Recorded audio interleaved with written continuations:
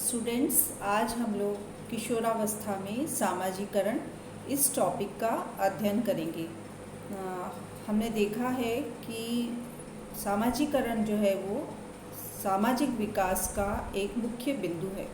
किसी भी अवस्था में जो है वो सामाजिकरण जो है वो सामाजिक विकास के लिए एक पायदान है या एक सीढ़ी है। तो आज हम देखेंगे कि किशोरावस्था के संदर्भ में जो है वो सामाजिकरण जो है वो कितना महत्वपूर्ण है और इस सामाजिकरण के जो है वो मुख्य बिंदु जो है वो कौन से हैं, इसका अध्ययन जो है वो आज हम करेंगे। तो सबसे पहले हम चर्चा करते हैं कि सामाजिकरण जो है वो होता क्या है।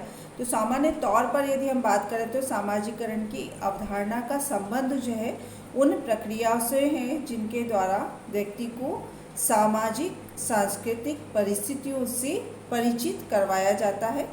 इसके द्वारा व्यक्ति अपने समूह एवं समाज के मूल्यों, जनरीतियों, आदर्शों एवं सामाजिक उद्देश्यों को सीखता है। अर्थात जब बालक का सामाजिकरण होता है तो वो समाज के नियम, आदर्श, मूल्य, इनको जो है वो सामाजिकरण के द्वारा ग्रहण करता है। अब हम इसकी एक परिभाषा देखते हैं। स्टीवर्ट एवं ग्लीन के अनुसार सामाजिकरण वह प्रक्रिया है जिसके द्वारा लोग अपनी संस्कृति के विश्वासों, अभिवृत्तियों, मूल्यों और प्रमाणों को ग्रहण करते हैं। अर्थात जो अभी हमने बात की कि जब बालक का सामाजिकरण होगा तो वो समाज के मूल्य, विश्वास, आदर्श, नियम आदि जो होते हैं उनको वो सामाजिकरण की प्रक्रिया के द्वारा जो है वो ग्रहण करता है। ये तो हुई सामाजिकरण की बात कि सामाजिकरण जो है वो होता क्या है। अब हम किशोरावस्था के यदि संदर्भ में सामाजिकरण को देखें तो किशोरावस्था में जो सामाजिकरण है उसका अत्यंत ही महत्वपूर्ण स्थान है।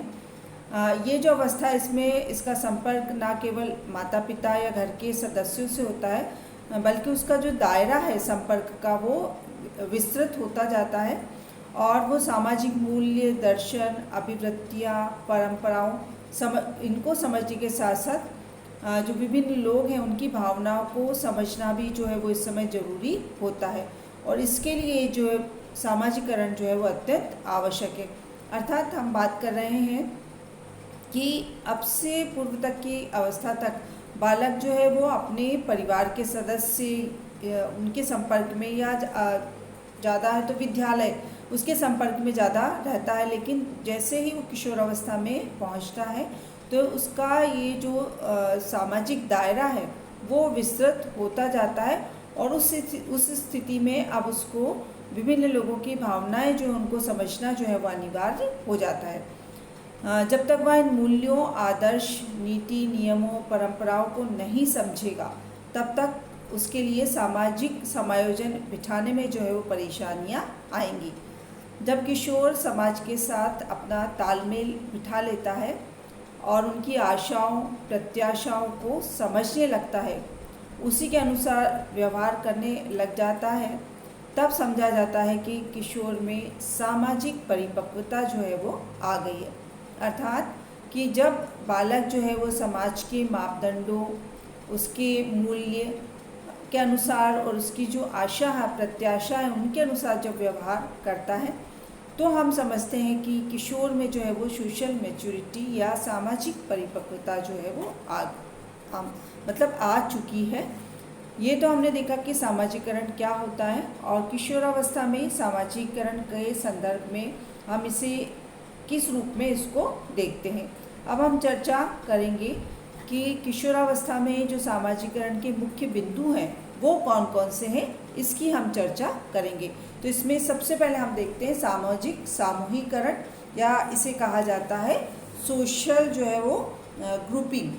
तो हम देखते हैं कि पूर्व किशोरावस्था जो होता है उसमें किशोर जैसे ही वो उत्तर बाल्यावस्था से पूर्व किशोरावस्था में प्रवेश करता है तो वहाँ हमने देखा था उत्तर बाल्यावस्था में कि जो सामाजिक विकास होता है वो टोलियों के माध्यम से होता है। अर्थात टोली से तात्पर्य है कि एक बहुत बड़ा समूह जो है वो बालक के पास अपने दोस्तों का होता है। तो जैसे ही वो पूर्व किशोरावस्था में प्रवेश करता है तो वहाँ पर भी जो है उसके दोस्त जो हैं उनकी संख्या ज़्यादा होती है और समूह जो है वो बड़ा होता है। धीरे धीरे जैसे जैसे जो है वो किशोरावस्था में वो गुजरता है, उत्तर किशोरावस्था के प्रवेश करता है वो, तो हम देखते हैं कि वो जो समूह जो है वो छोटा धीरे धीरे होता जाता है। अब जो किशोर के मित्र रहते हैं वो बहुत अंतरंग जो मित्र होते हैं, जिनसे वो अपनी जो बातें जो वो परिवार में भी शेयर नहीं कर पाता या बातचीत नहीं कर पाता, वो अपने अंतरंग मित्रों के साथ जो है वो इस प्रकार की बातें जो है वो करता है। तो हमने देखा कि पूर्व किशोरावस्था में जहाँ समूह जो है वो बड़ा होता है, वहीं उत्तर किशोरावस्था में आते आते ये जो सामूहिक समूहीकरण है वो थोड़ा छोटा होता जाता है और बालक जो है उसके सिर्फ अंतरंग मित्र जो है वो ही बचते हैं और उनसे ही वो उनके साथ जो है वो अतिरिक्त जो अपना अत्यधिक जो समय है वो अपने मित्रों के साथ वो व्यतीत करना पसंद करता है।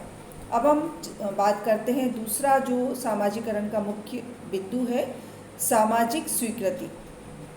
सामाजिक स्वीकृति से तात्पर्य है कि समाज से बालक को किस प्रकार से स्वीकृति जो है वो प्राप्त होगी।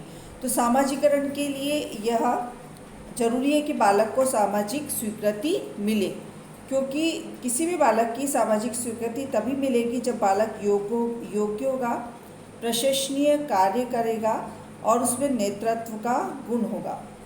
और क्योंकि समूह और समाज जो है वो प्रत्येक बालक का मूल्यांकन करता है और उस मूल्यांकन में जो है उस बालक की किस तरह की जो है वो स्थिति है उसके अनुसार जो है उसको सामाजिक स्वीकृति जो है वो प्राप्त होती है।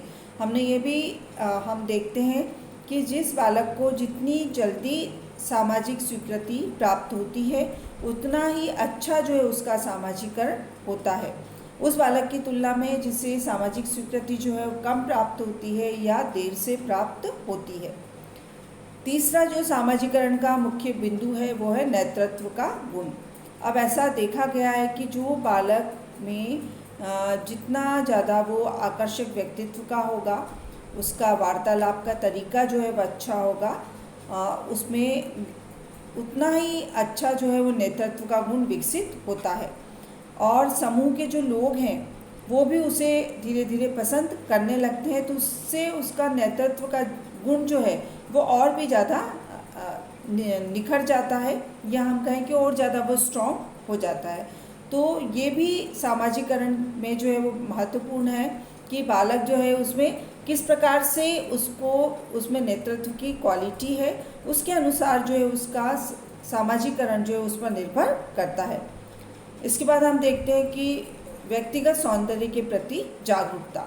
अब हम सभी इस बात से परिचित हैं कि जैसे ही बालक किशोरावस्था में आता है, चाहे बालक है या बालिका, वो सौंदर्य के प्रति जागरूक हो जाते हैं।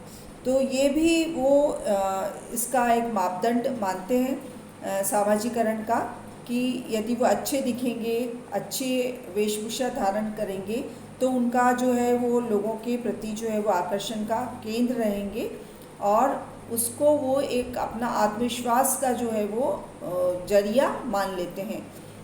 ये जो है वो अलग अलग किशोर और किशोरी के संबंध में जो है वो अलग अलग हो सकता है कि कोई जो है वो ज़्यादा इसके प्रति जागरूक रहता है और कोई जो है वो उसके प्रति कम जागरूकता उसमें रहती है। इसके बाद जो अगला पॉइंट है वो है छात्र क्रियाशीलता। किशोर वय के बालक में छात्र क्रियाशीलता के माध्यम से सामाजिकता का विकास होता है। किशोरों में बहुत अधिक ऊर्जा, उमंग, उत्साह और जोश होता है। इसके अतिरिक्त ऊर्जा का संचार होता रहता है। यदि इनकी ये जो ऊर्जा है इसको यदि रचनात्मक कार्य हैं उनमें लगाया जाए तो श्रेष्ठ परिणाम देने वाले होते हैं। अर्थात इनमें जो इस समय क्रियाशीलता है और ऊर्जा है, यदि हम उसको अच्छे कार्यों में लगाते हैं तो उसका जो है वो अच्छे परिणाम जो है वो सामने आते हैं।